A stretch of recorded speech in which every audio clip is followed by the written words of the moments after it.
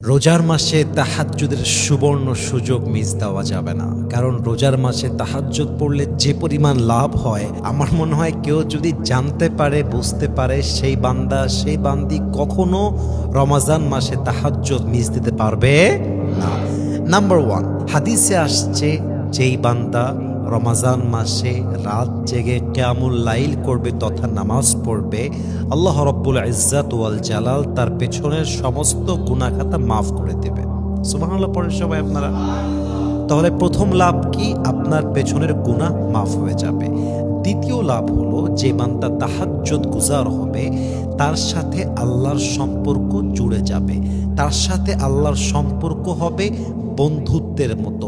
একদম সবচেয়ে কাছের বান্দা হবে সেই বান্দা যে তাহাজ্জুদের সময় উঠে তার রবকে ডাকবে।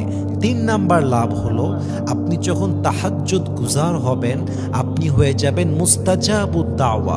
আপনি যখনই কোনো দোয়া করবেন আপনার কোনো দোয়া আল্লাহ তাআলা খালি হাতে ফিরায় দিবেন না। বলেন সবাই সুবহানাল্লাহ।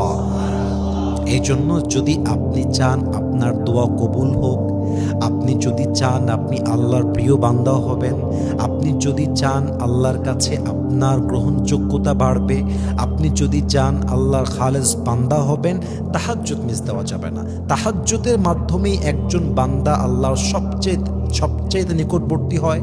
তাহাজ্জুদের মাধ্যমে একজন বান্দা তার মনের ইচ্ছা পূরণ করতে পারে দোয়ার মাধ্যমে।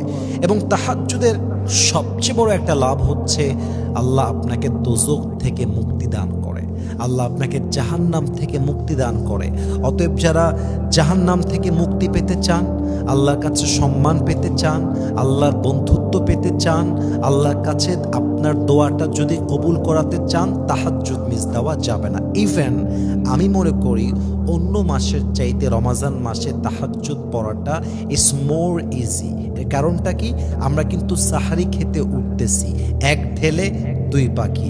সাহারি যেহেতু খেতে উঠতেই হবে, আমরা 10 মিনিট আগে উঠবো, অজু করে তাহাজ্জুদ পড়ে দোয়া করব। এই ছোট্ট একটা আমলের মাধ্যমে আপনার জীবন যে কত পরিবর্তন হবে, আপনার জীবনের কত দোয়া যে কবুল হবে, ইউ জাস্ট কান্ট ইমাজিন। আপনি কল্পনা করতে পারবেন না। এজন্য সবার কাছে আবদার, আর যাই হয়ে যাক রমাজান মাসে আমরা কোনোভাবে তাহাজ্জুদের মতো একটা গোল্ডেন চান্সকে আমরা মিস করব না। আল্লাহ আমাদের সবাইকে তাহাজ্জুদটা কন্টিনিউ করার তৌফিক দান করুক। আমিন।